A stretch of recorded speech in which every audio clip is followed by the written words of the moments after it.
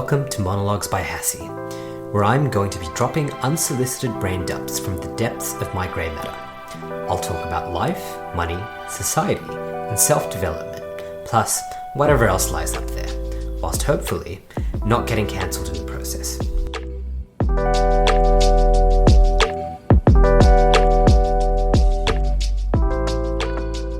I'm currently in Japan, and yesterday I went to buy takoyaki. Now, takoyaki are these Japanese octopus pancakes that come in the shape of a ball. So they kind of put this pancake bit batter into this like mold, and they drop bits of octopus into it, and then they close the molds and turn it around, and you get this ball with a little bit of octopus on the inside. It is delicious. I recommend you go out and try takoyaki if you have the opportunity to. Even if you're not in Japan, there is probably somewhere near you that serves half decent takoyaki. So go to this vendor who's in this food truck outside of where I am in Hiroshima, and I go up to him and I say, "Konnichiwa, takoyaki mutsu onegai shimasu." And what I basically just said was konnichiwa. So I said hi or good day. It's the greeting you give after kind of 12 and before the sun goes down. And so it's like almost kind of like it's not good morning, but it's after the morning period, after kind of once you hit the PMs, 12 PM, your greeting is konnichiwa. So it's hi. So konnichiwa.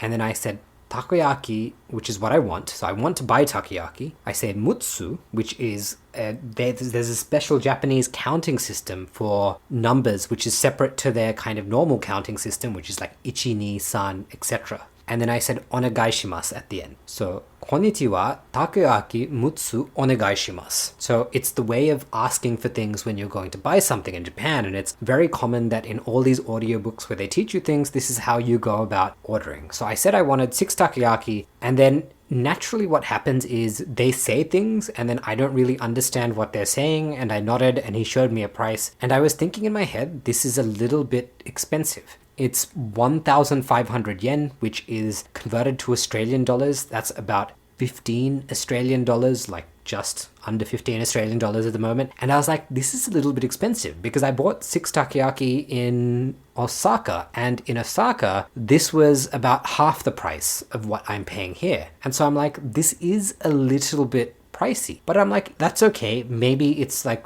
really goated takoyaki and it's like some famous food truck. I had absolutely no idea, but I'm like, it wasn't such an absurd amount of money that I was like, no, I'm gonna walk away. So I paid the money. And when it comes to pick up my order, I didn't have 6 takoyaki, I had 6 boxes of takoyaki. So I had 36 takoyaki balls.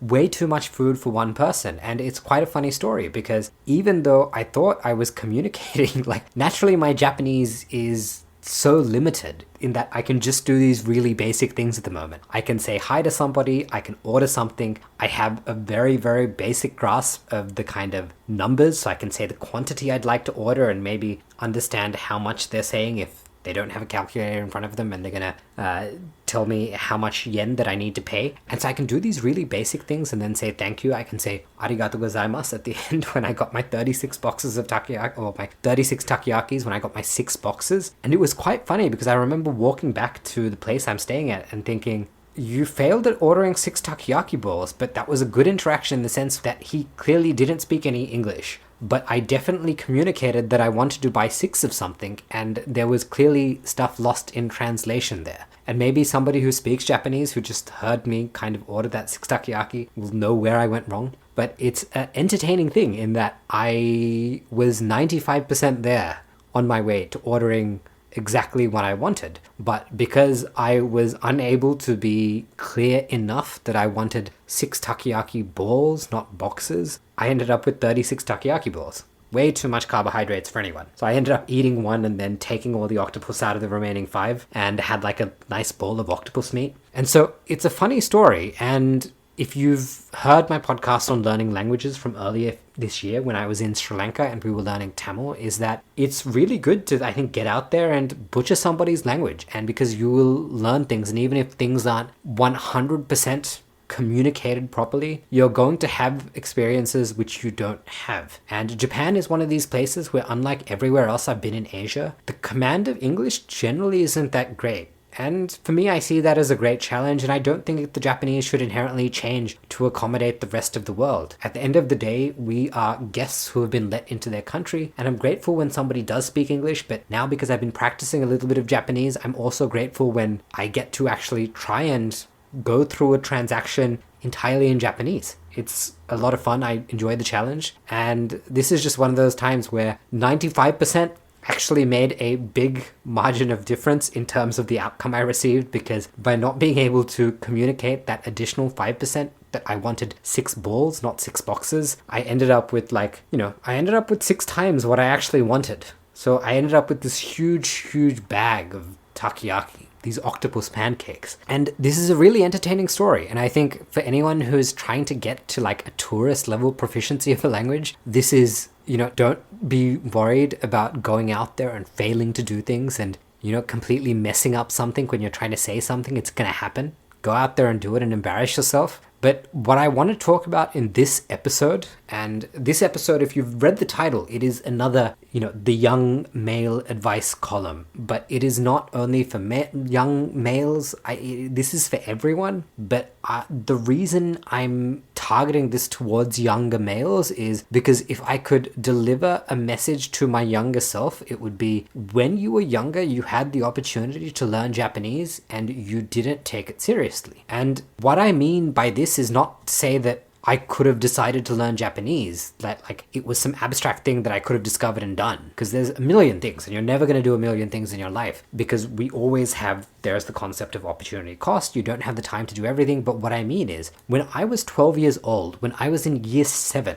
in Australia, at least in the state I'm in, New South Wales, we had to learn a foreign language during year 7 and year 8. So for the first 2 years of high school, and our high school, the way it works is, high school is from years 7 to 12, so you kind of have 6 years of high school. But then for the first 2 years, it is mandatory to be learning a foreign language. And what languages are offered depend on your school. So at my school, I believe we had French and Japanese. Well, we definitely had French and Japanese. Maybe there was another language, but those are the two that I definitely remember being. And in year 7, when I was 12, when I was just started high school, I had to learn Japanese. It was part of the curriculum. So we had a Japanese class, and I did not take it seriously. And I recently met up with one of my friends from high school in New York, and it was one of these things where we both had that exact same regret. Because, we were discussing my upcoming trip to Japan and talking about how I was now kind of at 29 years old. So,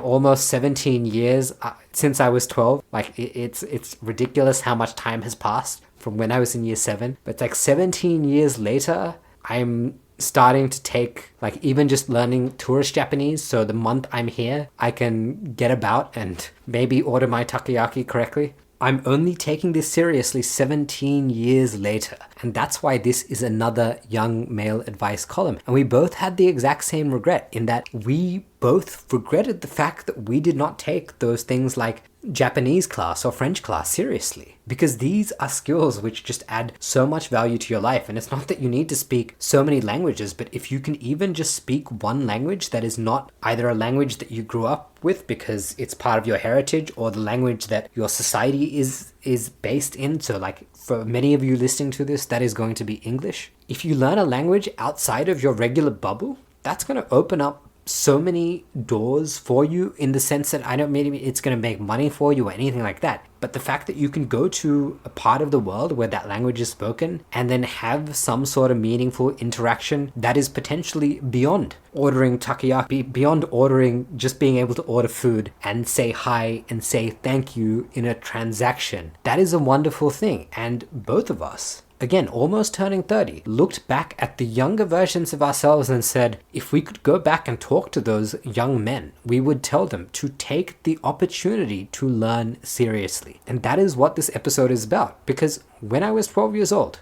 and I don't think that there's anyone listening to this podcast who's 12 years old, but if you are, take those subjects in school very seriously. it's very easy to say, meh, I just want to have fun with my friends and have a very nonchalant attitude to what you're being taught in school. But holy shit, pay attention to stuff like that because it is going to make your life richer. And I think the same thing goes for learning an instrument as well. These are things kind of outside of the core domain of competency. I mean, I'm somebody who studied a lot of STEM, so science, technology, engineering, and math in high school and then in university, and my education has always been focused. I mean, I studied to be an engineer, a chemical engineer, and that is studying to do a trade. Like, it is fundamentally, you are at academic trade school in the sense that your degree is directly tied to some form of employment that exists out there in the market. And when you're studying like that, your education is directly about your income. But there is a beauty in being educated in things that are not directly tied to your livelihood. So learning a language is absolutely one of those. And it might end up being some people's livelihoods, but for most people it won't be. But if you're learning Spanish and you can go to Spain or you can go to parts of South America where they speak Spanish, and you can converse with the local and have a little bit of chit chat, have a little bit of banter, that is a beautiful thing. It allows you to access the types of experiences and opportunities in the world that aren't necessarily available when you're somebody who's just speaking English and, using Google Translate to communicate the things you want to buy and the things you want to do. Because it is up to us to try and bridge the gap when we are in a foreign country. In Japan, I'm a guest. And I'm grateful for people who can speak English and for people who, even if they can't speak English, will try to understand what I'm trying to tell them. But I also realize that because I don't really speak Japanese and I have just taught myself in the span of 2 to 3 weeks enough to do basic things like ordering food and please and thank you and those basic niceties, that there is so much I'm missing out on. And I would love to be able to have conversations with the people around me and to express myself and to ask them about how their lives are doing. But I can't actually do that. And so this is one of those huge regrets where I think back to the fact that for maybe 1 or 2 years, I had the opportunity to actually learn Japan, to take that serious. And if you took it seriously, there were people who did take it seriously and who then chose to do Japanese as an elective in year 9 and year 10. And some who even did it all the way up to their high school certificate towards the end of high school. And it's such a valuable skill to have in your back pocket. And I did the same thing with musical instruments when I think about it. My parents enrolled me in piano classes, and I did piano classes for a while, and I never really took it seriously, and they didn't particularly mind, and it's not their fault that I didn't get good at piano. For them, it was, this is a box-ticking exercise. Have we enrolled our child in a sport? Have we enrolled them in a musical instrument? But beyond that, they weren't too concerned. But if I could go back and talk to myself, I would tell myself, take the piano seriously. It was one of these things where I was in a piano store in Tokyo. It wasn't a piano store. It's called Yodobashi. It's this kind of giant supermarket thing, and they have a level where they have musical instruments. And I do this in many parts of the world, but I'll see a piano and, I still have muscle memory of, I think it's one of these songs from maybe The Hobbit. It's like a very basic one. And it's a little bit of like muscle memory that I have from when I did practice piano. But I can't really play piano. I can't really read musical notes yet.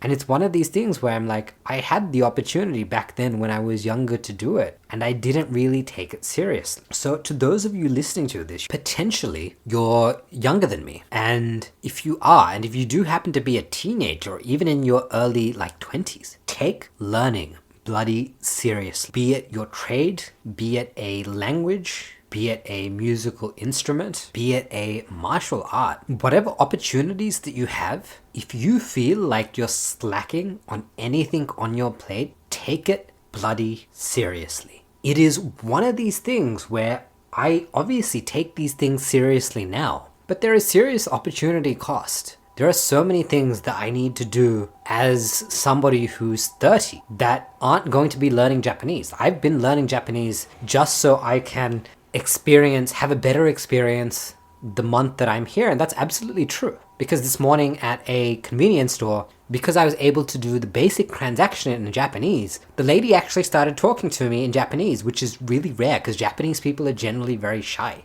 And she was trying to ask me, like, are you running? But then beyond that, I couldn't really have that conversation. And so I had to switch to English and say I'm walking. But it doesn't matter what age you're at, because I realized there's somebody who's going to be 40 or 50 who at 30 maybe had the opportunity to learn tourist level Japanese and didn't do it. And now they're doing it at their age. And so I don't think it matters what age you are, but bloody take something seriously. Like, get better at something. If you have something where you feel like you're half-assing it, don't. Just do it properly. It could be something that is very small. It could be a skill that you want to learn. Maybe you want to create a website. Actually, go ahead and do it. If it's a language where you've been struggling for a while, just make it seriously. Say that you're going to do 30 minutes every day for 2 months and just see how you are at the end of that 2 months. Make that commitment. It doesn't have to be forever. Naturally, there's opportunity cost. There's 101 things that you are going to want to do, and you aren't going to be able to all of them. So prioritize them as necessary. And you're not going to be doing all of those things all the time. So for me, even now in Japan, I'm trying to make it a goal that every day for 30 minutes at least, I'm learning a little bit of Japanese. So even in Japan, I'm trying to learn a little bit. But then once I leave Japan, that is no longer going to be a priority. But what I'm doing is, in this window that I have, i.e. the lead up to me being in Japan and me being in Japan, then I want to take this seriously and I want to try and get better, because I realize that who knows that this could be a really valuable skill to have under my belt for the next time I'm in Japan. Because I don't think it will be my last time in Japan. Japan is a absolutely beautiful country. I really enjoy the food. I like seeing many of the ways that Japanese society works. Not that it's a completely perfect society, but there are many things about the Japanese people and their culture and the way their society runs and the type of respect they have towards each other and the rules that I really respect. And so I definitely think I'll be back. And I know that by even investing in getting to this level of proficiency that I'm at now, where I can just order food almost like 95% of the time, then that the next time I'm back, I can potentially build on those skills. But when I look back at when I was younger, when I had the opportunity to learn Japanese in a school setting, when I had the opportunity to learn an instrument because my parents were sending me to classes, it is a huge regret that I did not take those things seriously at that time. And now I realize that, I'm still young in the sense that my life is going to be very long. Like, of course, that is based on statistics of how long people live for. I could get hit by a bus tomorrow, but realistically speaking, I now have learned through those what I call wasted opportunities, that when I have the opportunity to learn something now, to learn things that make life beautiful, be it a skill for the workplace so I can provide for myself and for the people around me, be it a skill to communicate with people from a different culture, which I've been doing as I've been traveling around the world. When I was in Cambodia, I learned a little bit of Khmer, which was a lot of fun, and I was able to say small things and order my food as well, and that was really enjoyable. The same thing in Malaysia,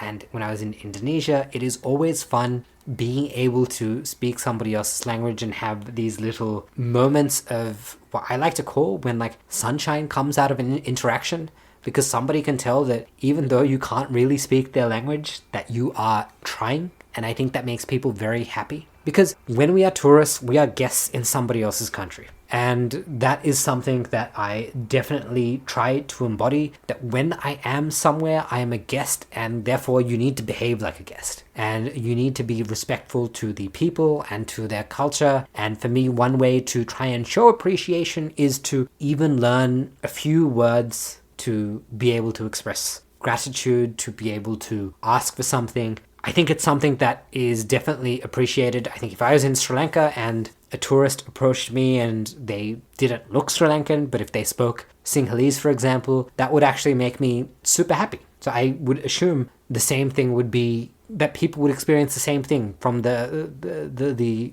opposite side of that scenario. So I'm going to end this episode here, and as a reminder to everyone listening to this is that you may have opportunities either presently or in the past where you have not taken them seriously. And have a think about where you haven't been taking the opportunity to learn something very, very seriously. And I think this is especially important for young men. We are living in a hyper-competitive world. I've done episodes on this. So if you have the opportunity to learn something, bloody learn it properly. Do not slack off. Don't be the class joker. Don't have that kind of nonchalant attitude where you don't really care and you're just coasting by and you're waiting for things to end. Because learning these skills that kind of go outside of the traditional realm of what you're meant to learn, something like a language, a musical instrument, they're going to make your life richer. So pay attention, take it seriously, and yeah, that's really the whole point of today's episode. Is there are things that I regret not taking seriously in the past. There are things my friends who are also my age now and we're approaching our 30s also regret from our youth. Opportunities that are wasted. If you feel like you've wasted opportunities, it's never too late. Just like I was talking about now, I'm 29, almost 30, and I've invested like 25 hours into learning Japanese. 17 years after I first had the opportunity to learn Japanese. It is never too late to be able to do these things. But what I'm saying is, if you've listened to this podcast, if this message has somehow miraculously made it to you, and there's not many people who listen to this podcast, then whatever it is that you have the opportunity to learn in your life, if it's something that interests you, if you're at a stage in your life where you have to do mandatory learning, then take those things seriously, because you don't know how they are going to add value to your life down the track. So with this, I'm going to leave this episode there, and I wish everybody listening to this great success on all your endeavors.